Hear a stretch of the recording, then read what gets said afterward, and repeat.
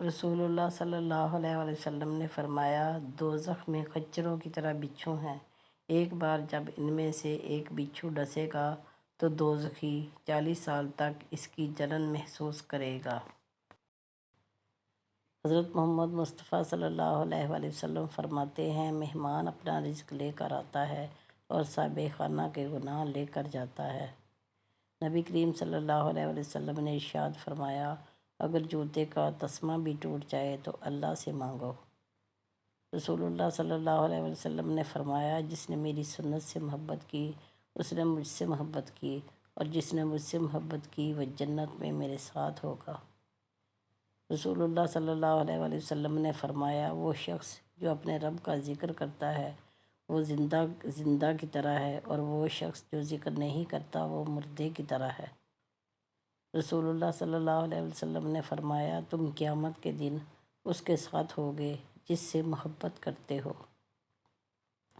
جو لوگ طاقت رکھتے ہوئے بھی کچھ نہ کریں سوائے صبر کے، ان سے زیادہ خطرناک انسان کوئی نہیں۔ وہ اپنے صبر سے ہی سامنے والے کی دنیا اور آخرت خراب کروا دیتے ہیں۔ اللہ کی لاٹھی بے آواز ہے۔ فرمان مصطفیٰ صلی اللہ علیہ وآلہ وسلم، جب تم 3 آدمی ساتھ رہو تو تم میں سے 2 آدمی تیسرے کو اکیلا چھوڑ کر کان میں بات اور سرگوشی نہ کرے، کیونکہ یہ اسے رنج و غم میں مبتلا کر دے گا۔ رسول اللہ صلی اللہ علیہ وآلہ وسلم نے فرمایا، جو شخص حق پر ہونے کے باوجود جھگڑا نہیں کرتا، میں اس کے لیے اعلیٰ جنت میں گھر کا ضامن ہوں۔ رسول اللہ صلی اللہ علیہ وسلم نے ارشاد فرمایا، 4 چیزیں آپ کو ختم کر دیتی ہیں۔ نمبر 1 پریشانی، نمبر 2 غم، نمبر 3 بھوک، نمبر 4 دیر سے سونا۔ حضرت علی رضی اللہ تعالیٰ عنہ، کسی کا دل مت دکھاؤ، ہو سکتا ہے وہ تمہیں ایسے چاہتا ہو جیسے مرنے والا زندگی۔ حضرت علی رضی اللہ تعالیٰ عنہ، کسی کو چاہنا ہو تو دل سے چاہو، زبان سے نہیں، اور کسی پر غصہ کرو تو صرف زبان سے، دل سے نہیں۔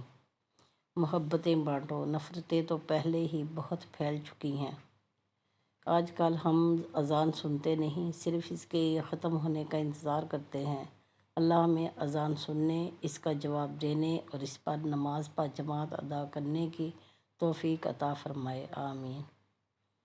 زبر نہیں، زیر ہو جاؤ، کیونکہ آگے پیش ہونا ہے۔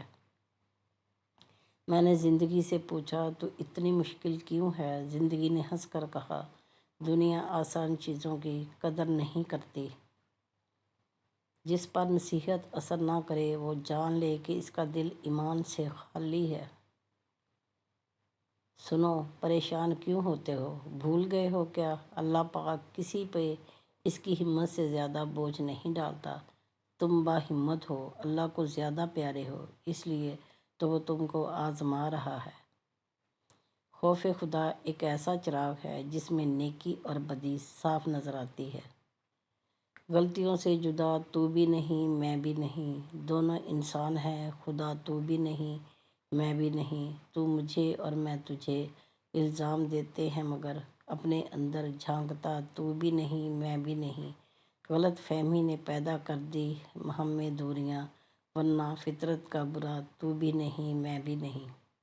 اپنی زندگی کے کسی دن پر کبھی بھی افسوس نہ کریں۔ اچھے دن خوشیاں دیتے ہیں، برے دن تجربہ دیتے ہیں، بدترین دن سبق دیتے ہیں، اور بہترین دن یادیں دیتے ہیں۔ انسان واحد ایسی مخلوق ہے جس کا زہر الفاظ میں ہوتا ہے۔ رسول اللہ صلی اللہ علیہ وسلم نے ارشاد فرمایا، مریض کی عیادت کرنے والا واپس آنے تک جنت کے باغ میں رہتا ہے۔ رسول اللہ صلی اللہ علیہ وسلم نے ارشاد فرمایا، سب سے پہلے جو چیز انسان کے ترازوئے اعمال میں رکھی جائے گی وہ انسان کا وہ خرچ ہوگا جو اس نے اپنے گھر والوں پر کیا ہوگا۔ رسول اللہ صلی اللہ علیہ وسلم نے ارشاد فرمایا، ابن عمر سے روایت ہے، جو شخص کسی مسلمان کا پردہ رکھے گا اللہ تعالیٰ قیامت کے دن اس کا پردہ رکھے گا۔